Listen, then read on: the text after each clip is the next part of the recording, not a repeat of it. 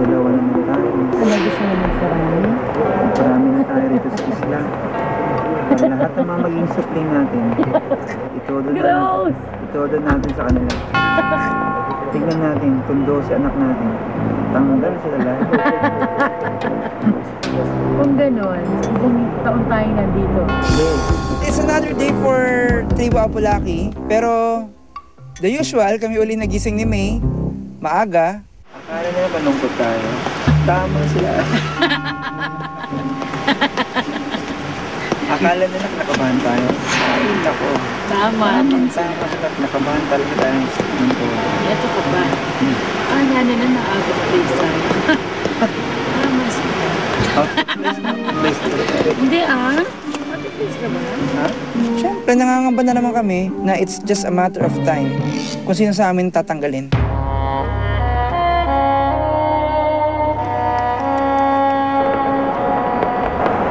Malungkot kami ni May kasi isa na naman ang tatanggal sa tala. Magsalita ng iyong tribo.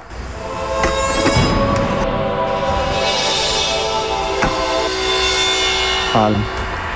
Alam mo si Arthur kasi ito talaga yung tipo na tao talaga na kakaibiganin talaga namin pagkatapos ng Survivor. Gusto rin sa art na. At least makasama ko yung shopping. Sabi ko siguro yun.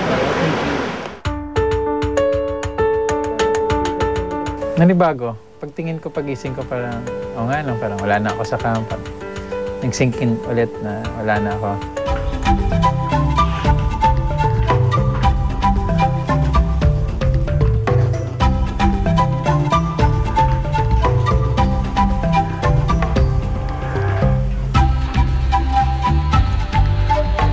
Tulog pa si Chucky, bumaba ako mag-isa. Nag-breakfast ako.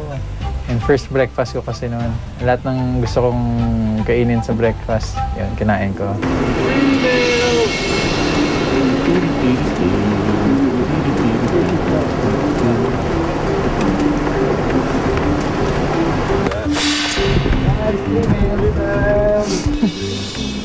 Pupunta kayo ng El Nido, Palawan sa isang resort para magpahinga, magpasarap at kumain ng masarap. Catapulting! Wow!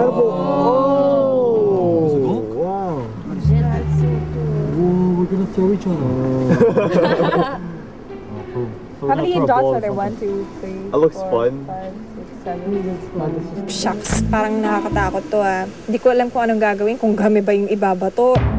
Ganda! Angry Birds. Angry Bird!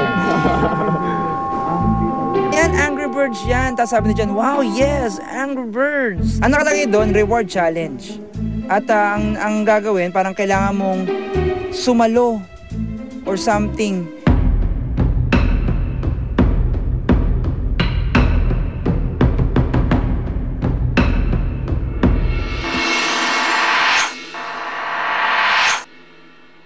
Lapit, Tribu Apulaki!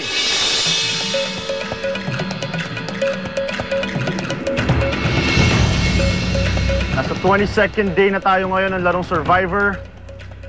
Wala na lang kayo nasa harapan ko. Sa araw na to, masusubukan ulit ang inyong galing. Sa ating reward challenge. Hindi mo malaman kung anong paglalabanan ninyo. Yes, sir. Maghapon kayo sa spa. Massage, body scrub, may kasamang ligo. Oh my God! Pagkain. Maghapon sa spa.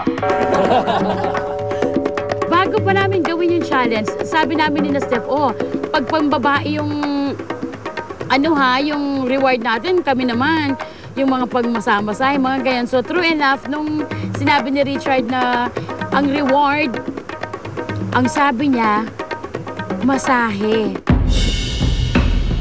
Ako parang not the type of reward na gusto ko makuha. I mean, okay siya, masarap sana siya, pero parang I would rather give it to someone kung sino yung gusto niya talaga.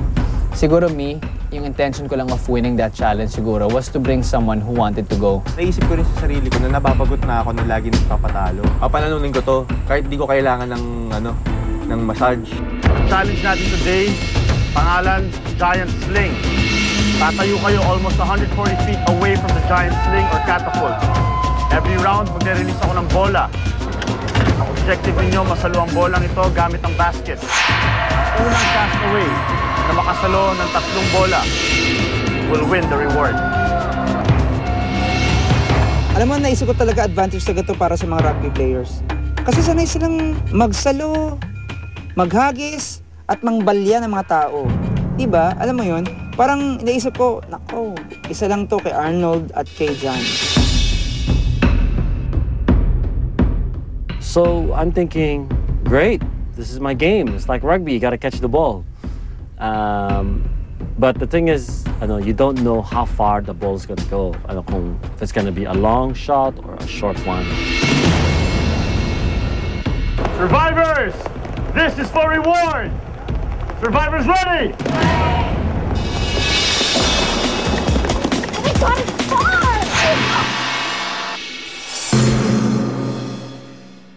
Ang ating